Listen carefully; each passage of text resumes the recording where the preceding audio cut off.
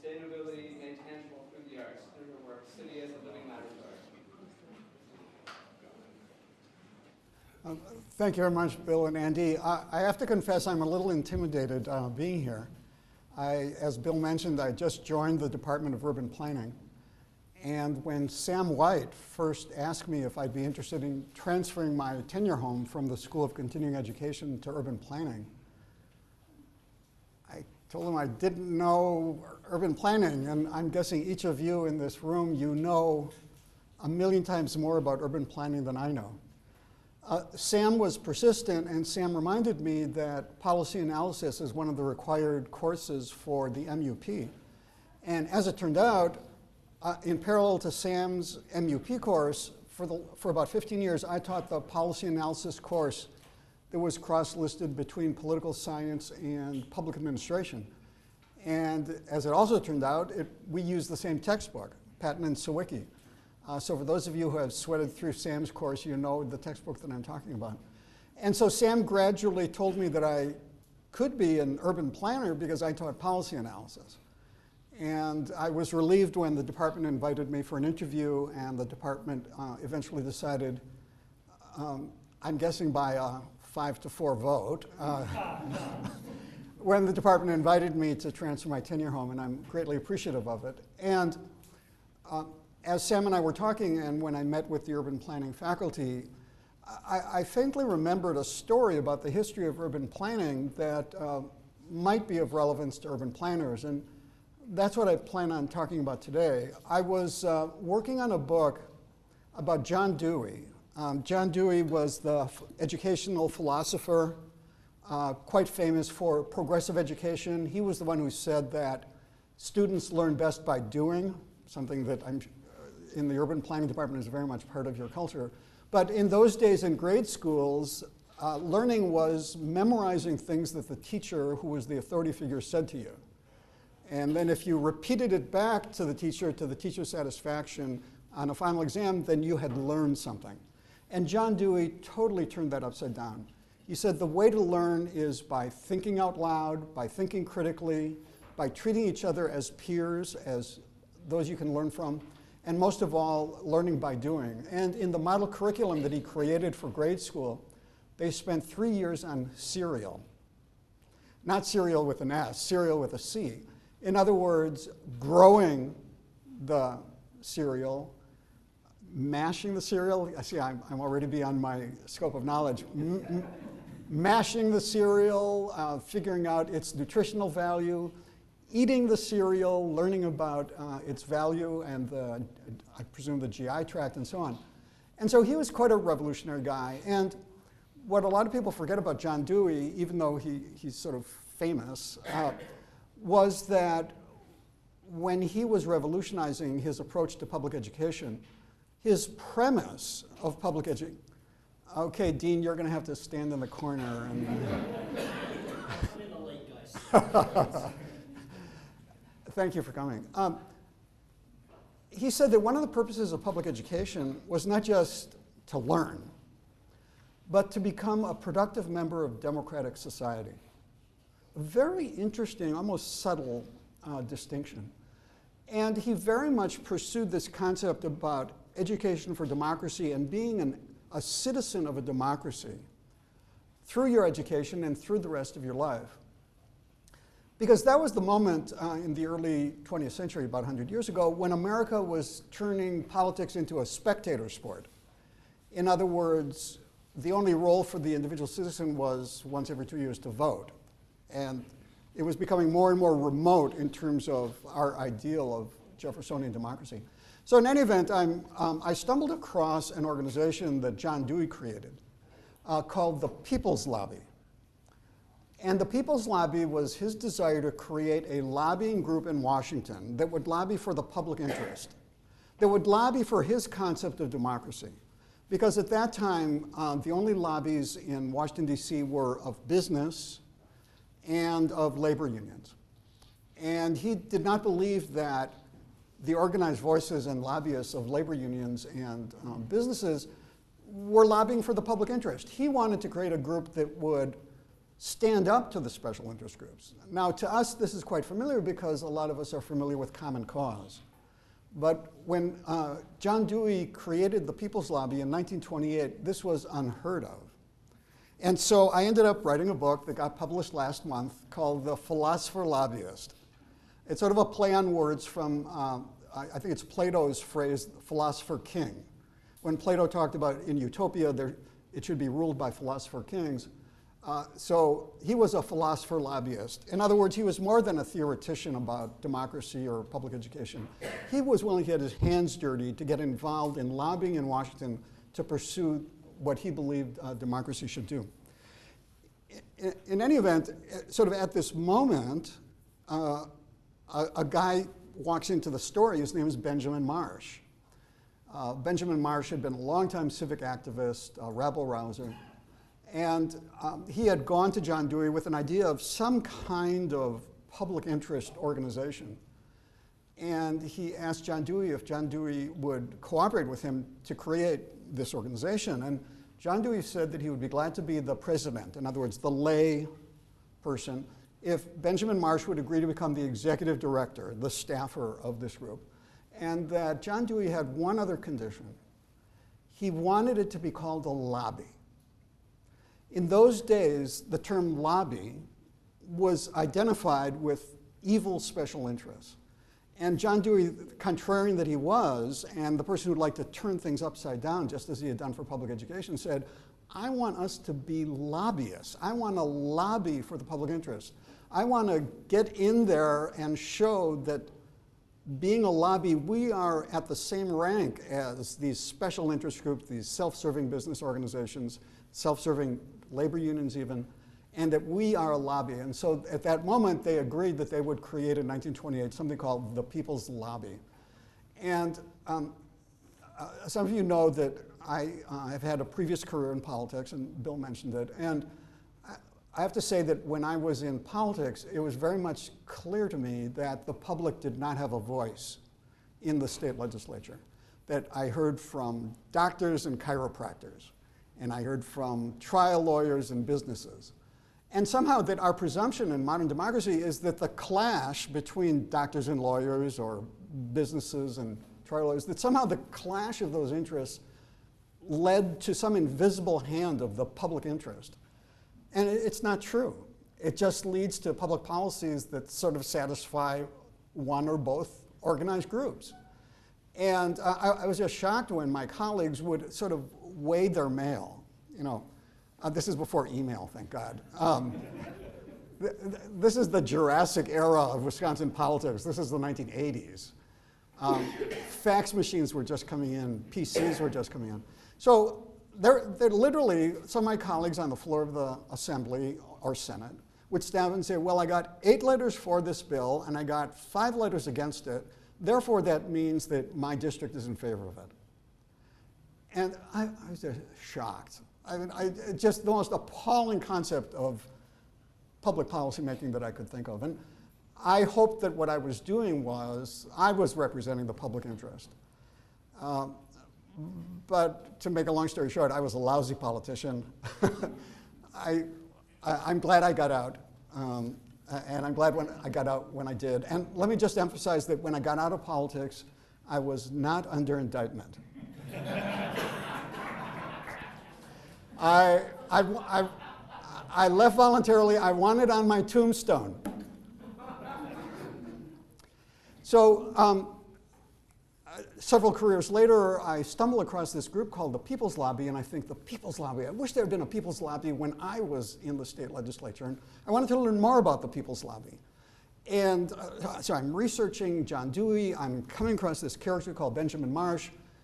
As you would expect, in a book, you want to do the prelude. You want to talk about John Dewey before the People's Lobby, and you want to talk about Benjamin Marsh before the People's Lobby. And it turns out that Benjamin Marsh had been involved in urban planning when it first came to be called city planning. And in fact, before it was called city planning, it was called congestion, which I want to talk a little bit more. But in any event, as I'm preparing the manuscript, I skipped over this city planning part of his life pretty quickly. I think it got maybe a paragraph in the book, because I just wanted to sketch his life up to the People's Lobby. And then when I got invited by Bill and his colleagues to join the urban planning department, suddenly a light bulb went in my head. Urban planning, Benjamin Marsh. Whatever happened to Benjamin Marsh? And so I'd like to try to present today just a little bit about Benjamin Marsh and the early years of city planning. Hopefully not in a formal lecture, but more of an informal conversation. So it turns out that Benjamin Marsh is viewed as one of the pioneers of American urban planning, albeit a person largely forgotten by the current narrative of what city planning is. But just to give you a couple of examples, Legates and Stout described him as playing a brief but influential role in the creation of modern city planning, unquote. John Peterson's 203 History of American Urban Planning said that Benjamin Marsh would suddenly streak like a comet through American planning skies. And then several other examples that, of other historians of city planning who note that there was this guy called Benjamin Marsh who was briefly very central to city planning and then sort of disappeared. So it turns out that Benjamin Marsh, very interesting character, sort of something of a rabble rouser, had gone to Penn for his master's degree in sociology, wrote a few academic articles, some on vagrancy, in academic journals, but quickly realized that he wanted to be where the action was. He didn't want to write about it, he wanted to do it. And so he never finished what would have been his PhD studies, got active in several social welfare organizations in Philadelphia and then in New York City. By now we're talking about the 1890s, first decade of the 1900s. In other words, this is the moment when America is both going through the Gilded Age of great income disparities, and it's also going through what we now look back on as the progressive era, the era when progressive activists really reshaped our concept of what government does, what it should do, how it should do it. And so Benjamin Marsh was very much in the thick of it, got kicked out of an organization in Philadelphia for being too much of an activist, moved to New York City, got involved in the progressive reform circles, and then in 1907 got hired by an organization that came to be called the Committee on Congestion of Population. And the word congestion, very interesting word, almost that it has the spin of the solution embedded in the word itself. And just last week, the Wisconsin legislature was debating a right-to-work law. Now, just by getting everybody to call it the right-to-work law, they had embedded a spin about this concept that made everybody think, well, who could be against the right to work? Actually, we all know it's much more subtle than that. It's a union destruction bill. It's a union starvation bill. But Democrats were utterly hapless in terms of the ability to retitle it. I was just amazed by their seemingly feeble efforts to explain how this was not the right to work. In any event, so this committee comes into existence that Benjamin Marsh is hired to be its executive secretary. The Committee on Congestion of Population.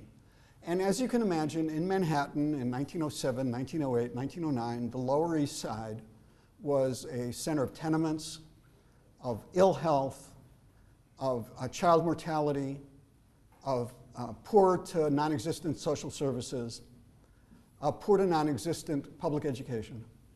And so these group of activists, I think Lillian Wald was one of them, several other names that I'm not familiar with, but in a sense, like the Settlement House movement by Jane Addams in Chicago, these were middle class to upper middle class activists who saw that things were wrong and believed that they could shape government policies to right the wrong.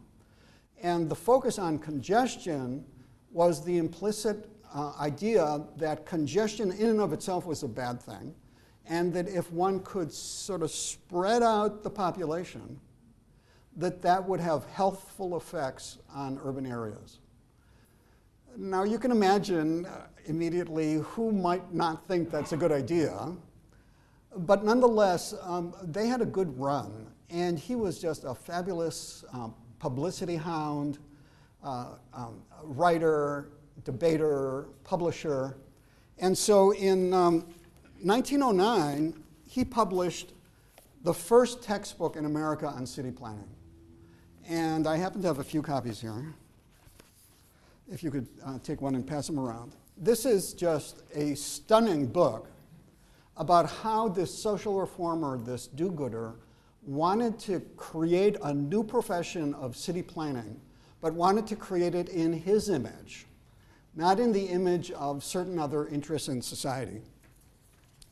And so you'll see from, you can see the title page is called An Introduction to City Planning. Is it getting around? Okay. The second page of the handout, look at this dedication. This is a call to action. This is not about the technicalities of zoning. This is about social reform.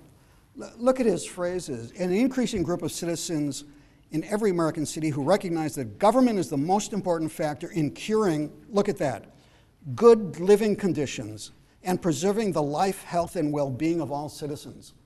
That is such a Catholic with a small c, that is such a Catholic approach to city planning that is practically unfamiliar to several generations who came later on.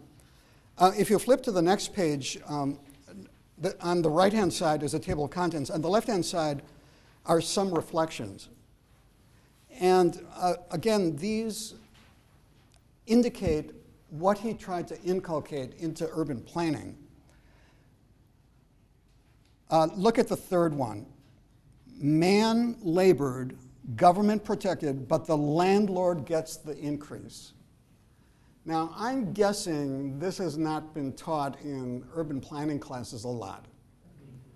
This sort of anti-landlord approach. And later on, if you get a chance, you might look at it. Let me just do one more. It's in the middle where the word blasphemy is. It is blasphemy to preach the gospel of love of man who is paying rent on exploited land. Again, a term that we later on would not see much in city planning. And let me just go to the last page of the handout. The last page of the handout is the back cover of the book, the conclusion.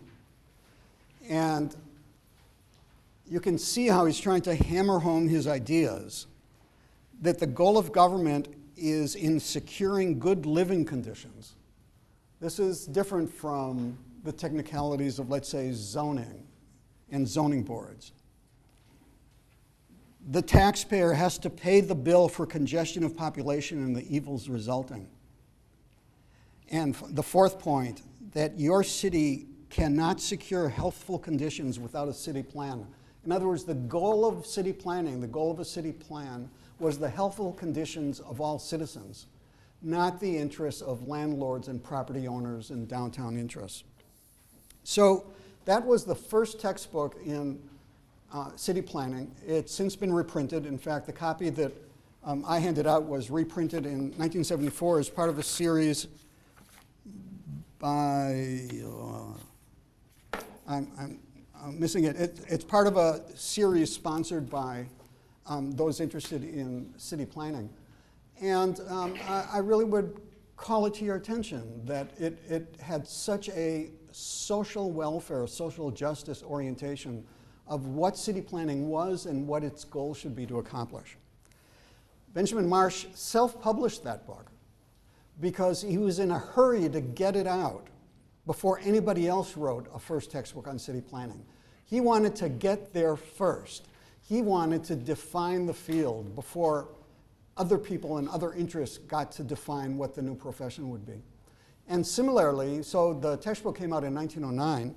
In 1910, he organized the first national conference on city planning. It occurred in 1910 in Washington, D.C. in May. And Andrew's poster of today's lecture included just a short, where is it? a short excerpt from the actual proceedings of this first city planning organization. So again, this was an effort by Marsh and by his colleagues and other civic leaders on his side to get there first, to create a national conference on city planning, to create a professional organization for city planners that had deeply embedded in it the culture of social justice. And this proceeding is actually of a United States Senate hearing that occurred a couple of days after the conference. And Marsh testified and said his usual strong points about the purpose of city planning. And the rest of the papers from the conference were then printed in that public hearing as an addendum to the public hearing. But Marsh hadn't quite gotten there to the point where he could inculcate his values into city planning. And quickly a reaction started coming from other people who considered themselves to be early pioneers in city planning. Robert DeForest and Lawrence Weiler, I have to confess I don't know them, and I hope the name is somewhat familiar to some of you. The year after that first national conference, created a competing organization called the National Housing Association, NHA, which was very zoning oriented, very much about guidelines and statistics and sort of the sterility of non-normative goals. And by the time that the second annual conference on city planning took place, I think it was in Rochester in 1910, Marsh had almost been totally elbowed aside, not just as a result of DeForest and Weiler, but also on a group led by Frederick Law Olmsted Jr. Olmsted Jr. did not believe in social justice. He might have been from the City Beautiful movement, but they didn't necessarily care about congestion and do good and details like that. What they cared about were to create a science of urban planning, a science that would be value neutral, that would not be left of center, not be right of center, that would be accepted by all Americans as seemingly value free and therefore sort of non-debatable, as supposedly not taking any sides in any of the interests of society, especially the powerful interests of society. And they literally pushed him out of the organization, and by 1910, 1911, Marsh was gone. So he had been in city planning for 4 years, from 1907 until about 1910, and then had gotten so marginalized that he no longer had a role because he had been so disputatious, so argumentative. And the landlords and real estate speculators of New York City totally saw what he was doing and totally refused to cooperate. That they might be civic leaders, but they were not going to be civic leaders that hurt their own pocketbook. And so Marsh was gone. Later became something of a freelance journalist, went to Europe a couple of times, came back to America, settled in Washington, became a lobbyist for farm groups that were left of center as opposed to the traditional farm groups that were right of center. Had a pretty good run until finally it just sort of wore itself out, and that was what happened in 1928 when he turned to John Dewey and they jointly created the People's Lobby. The People's Lobby, very interesting organization. Marsh was the workhorse, the publicity hound. John Dewey was the public figure in whose name all the statements and congressional testimony were named. But John Dewey was no stooge. John Dewey approved every single release that went out in his name. Sometimes he thought that Marsh's draft went overboard. Sometimes he strengthened Marsh's draft, thinking that they were not strenuous enough in exposing the selfish special interest groups, such as in tariff debates. John Dewey served as president or honorary president of the People's Lobby from 1928 She told me in advance she'd be leaving early, so it's an excused absence. But let the record show that. John Dewey served as the president of the People's Lobby and then the honorary president of the People's Lobby until 1940.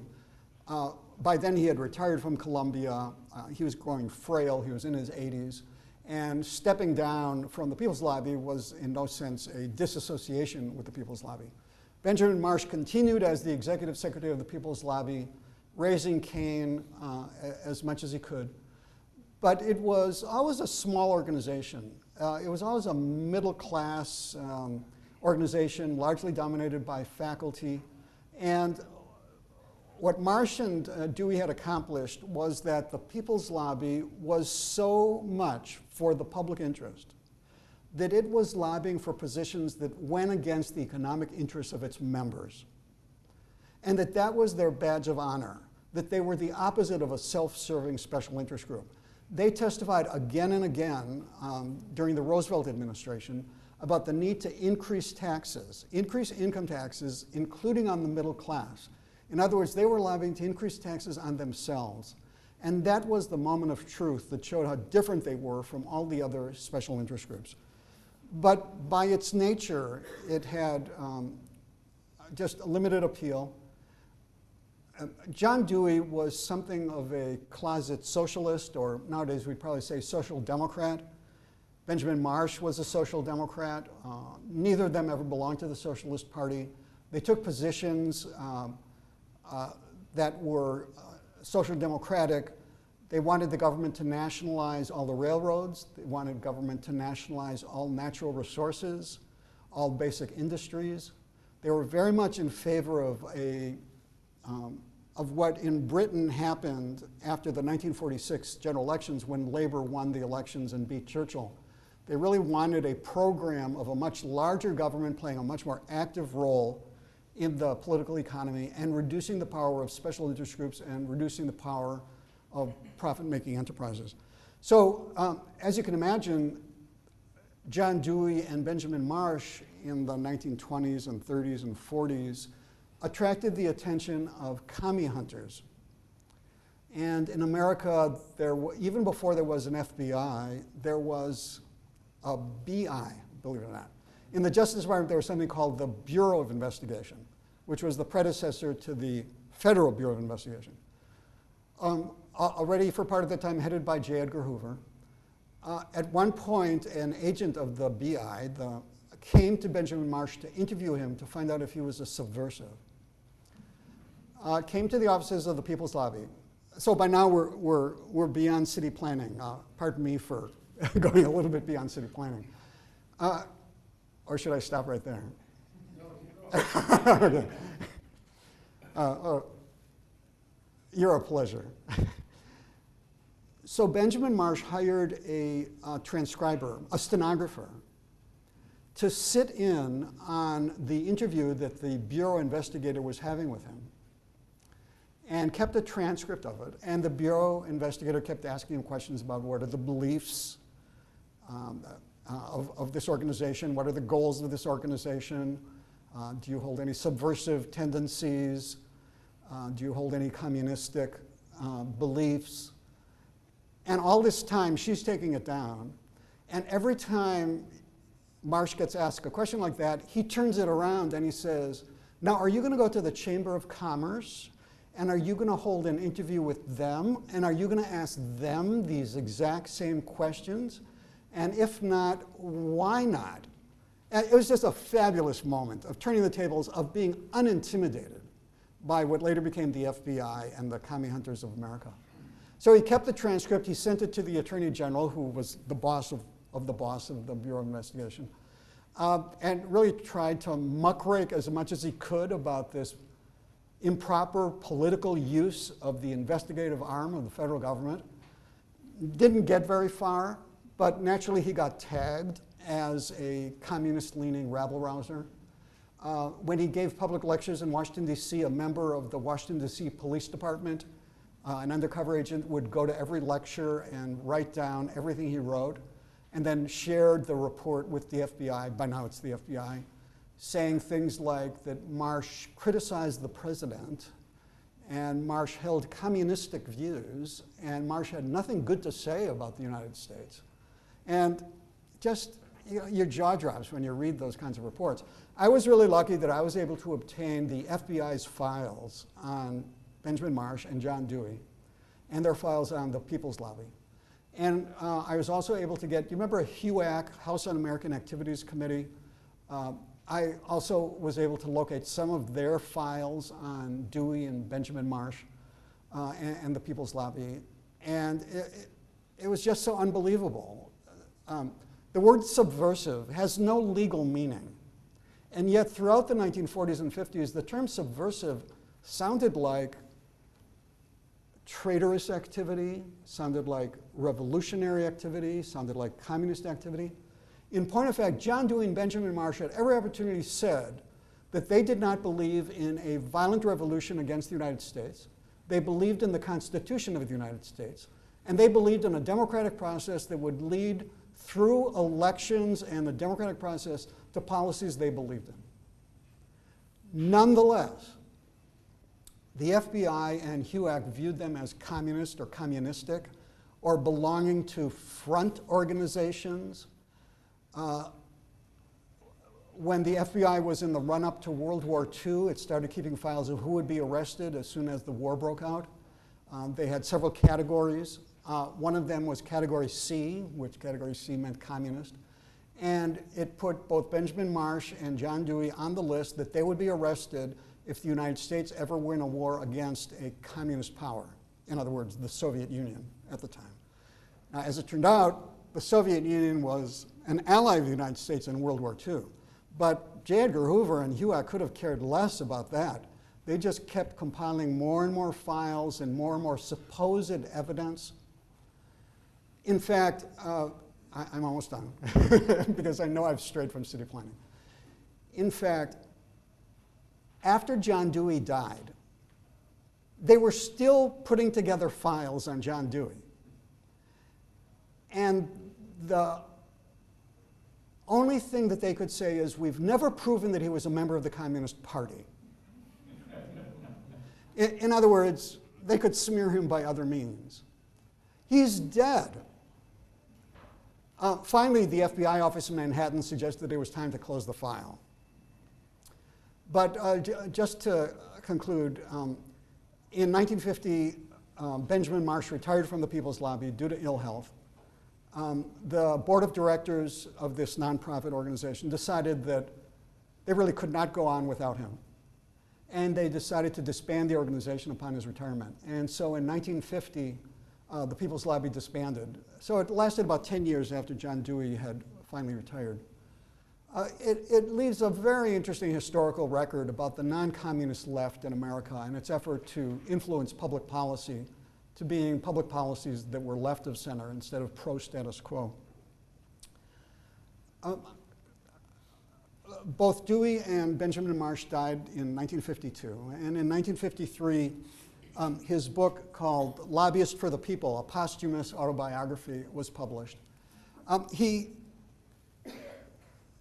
He talks a little bit about city planning, but not as much as you would think we would want to hear. He's pretty oblique about what led to his departure from city planning. Nonetheless, a very interesting document. But I just want to conclude with that in the late 50s, early 60s, the post office was preparing a series of stamps on prominent Americans. And one of the Birchite right-wing groups started a letter-writing campaign that the post office should not issue a stamp in the name of John Dewey because John Dewey was a communist. And he belonged to front organizations, and he visited the Soviet Union, and he even spoke well of some aspects of the Soviet Union, ignoring that he had criticized the Soviet Union many times, and he certainly had criticized Stalinist purges and so on. And it's nice to conclude that the post office decided to ignore this campaign against John Dewey.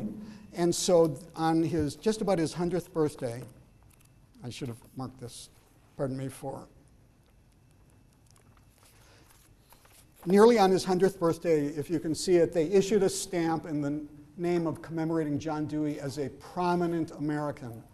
In other words, for a change, the government did the right thing. They ignored these right-wing false accusations, and they honored somebody who was a social democrat, a non-revolutionary socialist, who, with Benjamin Marsh, together had created a voice that really didn't exist in American politics. And so city planning, urban planning was just the prologue to my book, to this story about the People's Lobby. But I got enthusiastically more interested when I was invited to join the faculty of the urban planning department. And so at the invitation to give a kind of inaugural talk, I doubled back to my research notes and just found what I thought was a fascinating story about urban planning. One that is probably largely forgotten nowadays because the technocrats and the empiricists and the value-free scientists had so taken over the field that it's really hard to nudge urban planning back towards its roots. Although from my conversations with some of the faculty, I sense that some of you would very much like to nudge the discipline back to those original roots. So thank you very much.